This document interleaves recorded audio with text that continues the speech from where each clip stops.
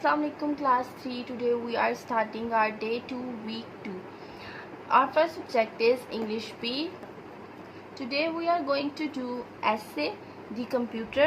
You have to write it on your copy and learn it very well. Computer is an electronic device. Computer is invented by Charles Babbage. Computer जो है वो एक electronic device है जिसे Charles Babbage ने invent किया था. Invent का मतलब होता है ईजाद करना. A computer has two main components, hardware and software. Components मतलब पार्ट्स. कंप्यूटर के जो है वो बेसिक 2 पार्ट्स हैं, हार्डवेयर और सॉफ्टवेयर. फोर्थ लाइन है हमारी, we can solve any mathematical problem with it. हम कोई भी मैथमेटिकल प्रॉब्लम जो है वो कंप्यूटर पर सॉल्व कर सकते हैं. We can watch movies and play games on computer. हम कंप्यूटर पर मूवीज़ भी देख सकते हैं और गेम्स भी खेल सकते हैं. We can also write and draw pictures on it. Computer को हम ऑल्सो ड्राइंग के लिए भी यूज़ करते हैं. A computer also store data in memory unit. Computer जो है वो अपना डाटा मेमोरी यूनिट में स्टोर करता है.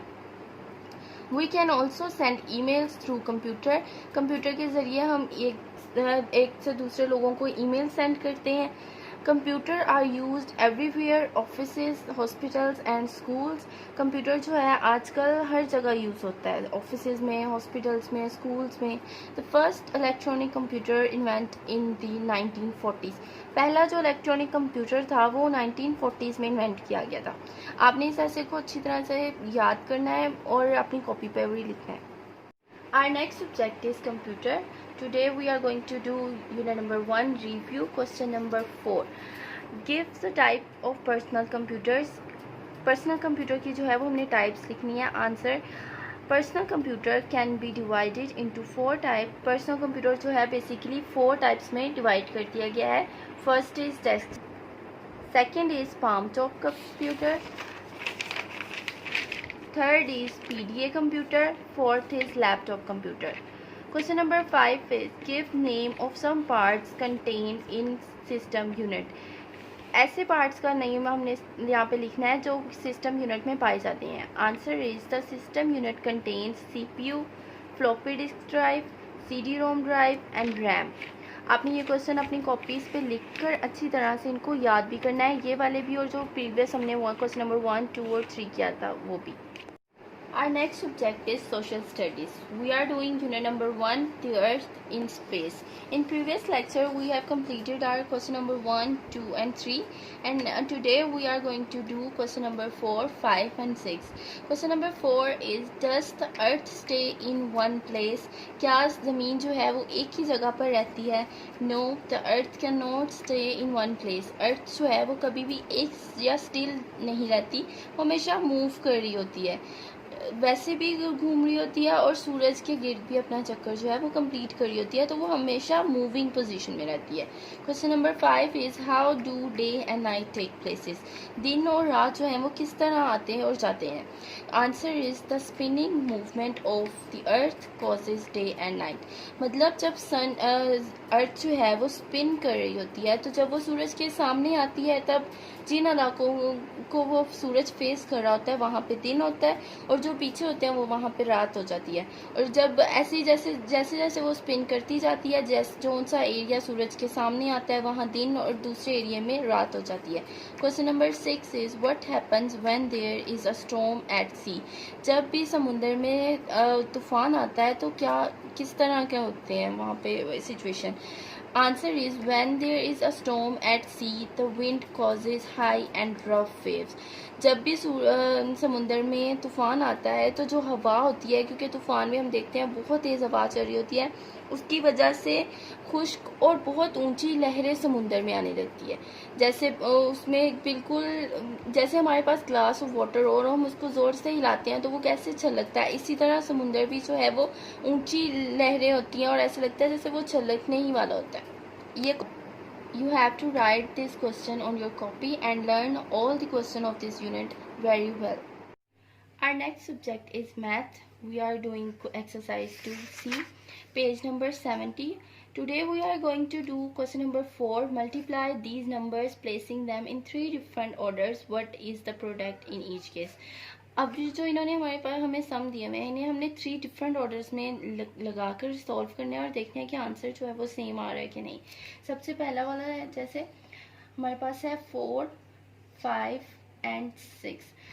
जब हमें इन्हें 3 सेट में करना है तो सबसे पहले हम 4 और 5 को मल्टीप्लाई करेंगे। 4 multiply by 5 is equal to 20। Then जो हमारे पास आंसर आता है उसे रिमेनिंग से जो है मल्टीप्लाई करेंगे हम।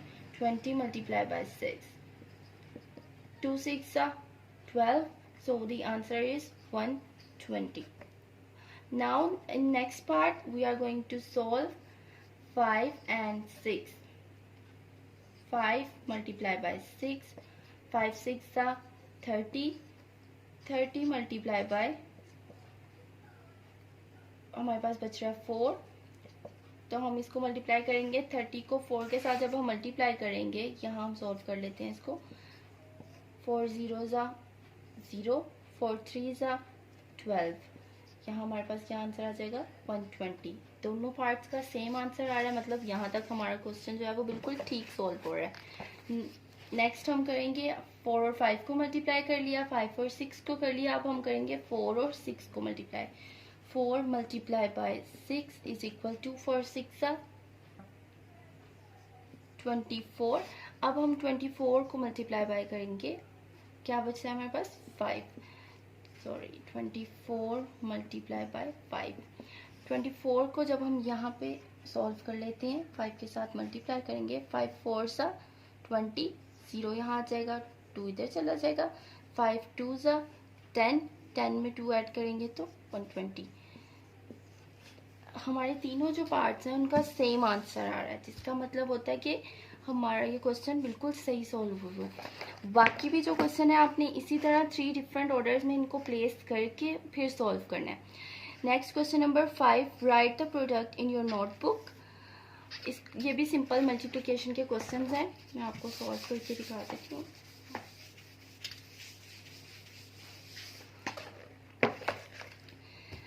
First one is easy, 7 multiply by 10।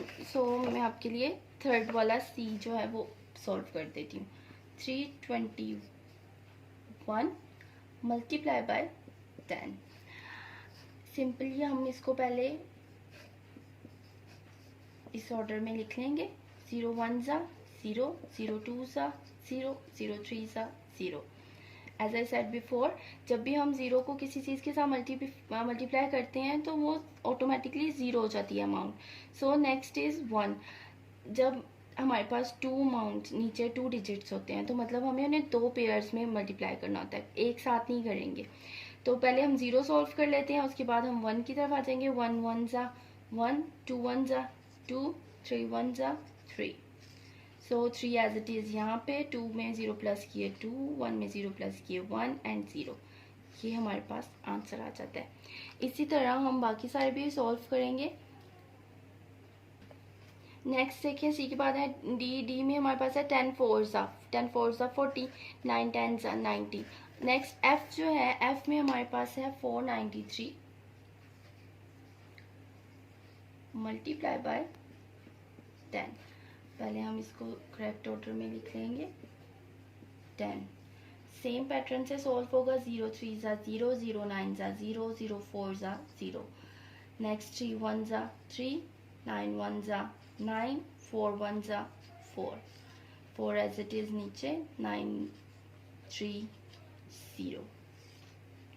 इसी पैटर्न से आपका बाकी भी ये सारा क्वेश्चन सॉल्व होगा और आपने इसे अपनी कॉपीज़ में दोनों क्वेश्चंस को, क्वेश्चन नंबर 4 और 5 के सब पार्ट्स को अपनी कॉपी में अच्छी तरह से इनकी प्रैक्टिस करके नोट डाउन कर लेना है। हमारा अगला सबक है उर्दू बे। आज हमने करने हैं मुज़क्कर मुअन्नस। पेज नंबर 42 आपकी बुक पे, वहाँ पे मुज़क्कर मुअन्नस लिखे हुए हैं। आपने वो सारे अपनी कॉपी पे इस तरह कॉपी को रेडी करके नोट डाउन कर लेनी है। मर्द, औरत, मियाँ, बीवी, शौहर, बीवी, बाप, माँ, भाई, बहन, ससुर, सास, गुलाम, लोंडी, चचा, चची, भतीजा, भतीजी, ग्वाला, ग्वालन, कसाई, कसायन, सुनार, सुनारन, साथी, साथन, नाना, नानी, जुलाहा, जुलाही, बंगाली, बंगालन, दूल्हा, दुल्हन, धोबी, धोबन, नाई, नायन, चौधरी चौधराइन, उस्ताद उस्तानी, शेख शेखानी, जोगी जोगन, फ़कीर फ़कीनी, खान खानम, वालिद वालदा। ये सारे आपने अच्छी तरह से याद भी करने हैं।